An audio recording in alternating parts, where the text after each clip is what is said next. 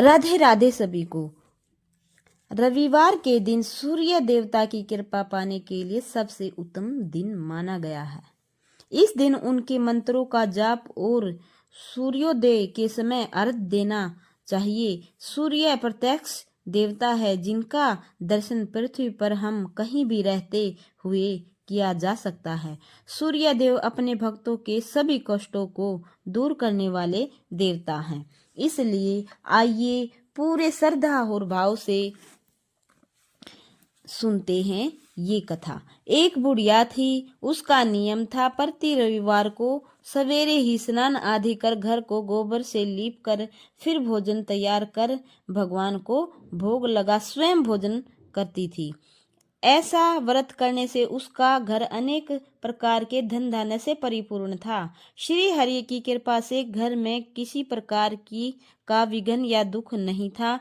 सब प्रकार से घर में आनंद रहता था। इस तरह कुछ दिन बीत जाने पर उसकी एक पड़ोसन जिसकी गौ का गोबर वह बुढ़िया लाया करती थी, विचार करने लगी कि बुढ़िया हमेशा मेरी गौ का गोबर ले जाती है, इसलिए अपने गौ को घर के भीतर बांधने लग गई। बुढ़िया को गोबर न मिलने से रविवार के दिन वह अपने घर को न लीप सकी, इसलिए उसने न तो भोजन बनाया और न भगवान को भोग लगाया तथा स्वयं भी उसने भोजन नहीं किया। इस प्रकार उसने निराहार व्रत किया।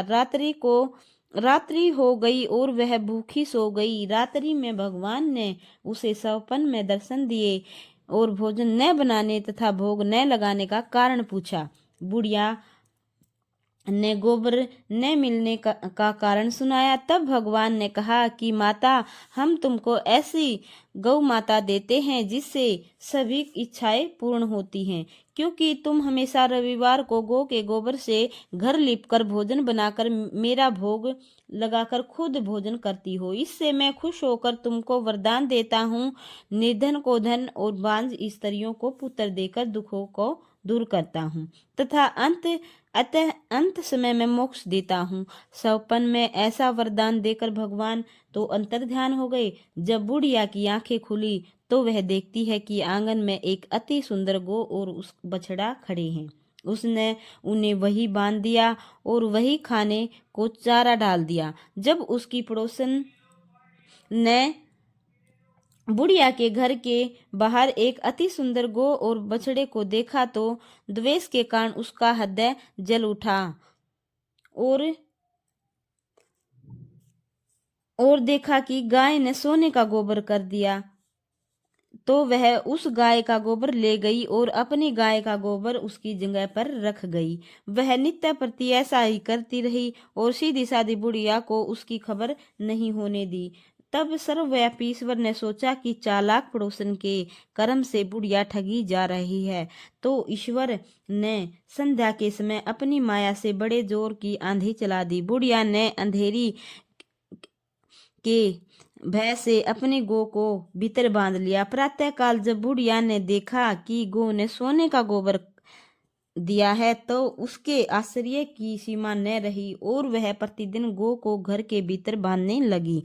उधर पड़ोसन ने देखा कि बुढ़िया गौ को घर के भीतर बांधने लगी है, उसका सोने का गोबर उठाने का दाव नहीं चला, तो वह ईर्ष्या से जल उठी और कुछ उपाय न देख पड़ोसन ने उस देश के राजा की सभा में जाकर कहा, महाराज, मेरे पड़ोसन में एक बुढ़िया के पास ऐसी गौ है जो आप जैसे राजाओं के ही योग्य है। वह नित्य सोने का गोबर देती है। आप उस सोने से प्रजा का पालन करिए। वह बुढ़िया इतने सोने का क्या करेगी। राजा ने यह बात सुन अपने दूतों को बुढ़िया के घर से गौ लाने की आज्ञा दी। बुढ़िया प्रातः है ईश्वर का भोग लगा भोजन ग्रहण करने ही जा रही थी कि राजा के कर्मचारी गो खोलकर ले गए। बुढ़िया काफी रोई चिल्लाई, किंतु कर्मचारियों ने के समक्ष कोई क्या कहता। उस दिन बुढ़िया गो के वियोग में भोजन न कर सकी और रात भर रो रो कर ईश्वर से गो का पुण्य पाने के लिए प्रार्थना करती रही। उधर राजा गो को देखकर बहुत प्रसन्न हुआ, लेकिन सुबह जैसे ही वह उठा सारा महल गोबर से भरा दिखाई देने लगा। राजा यह देख घबरा गया। भगवान ने रात्रि के में राजा को सपन में कहा, हे राजन, गो बुढ़िया को लौटाने में ही तेरा भला है। उसके रविवार के व्रत से प्रसन्न होकर मैंने उसे गो दी थी। प्रातः होते ही राजा ने बुढ़िया को बुलाकर बहुत से धन के साथ सम्मान सहित गो और उसका बछड़ा लौटा दिया। उसकी दुष्ट पड़ोसन को बुलाकर उचित दंड दिया। इतना करने के बाद राजा के महल से गंदगी दूर हुई। उसी दिन से राजा ने नगरवासियों को आदेश दिया कि राज्य की तथा उनकी समस्त मनोकामनाओं की पूर्ति के लिए रविवार का व्रत करो। व्रत करने से नगर के लोग सुखी जीवन व्यतीत करने लगे। कोई भी बीमार तथा प्रकृति का प्रकोप उस नगर पर नहीं होता था। सारी प्रजा सुख से रहने लगी। बोलिए राधे राधे। सूर्य देव भगवान की जय हो।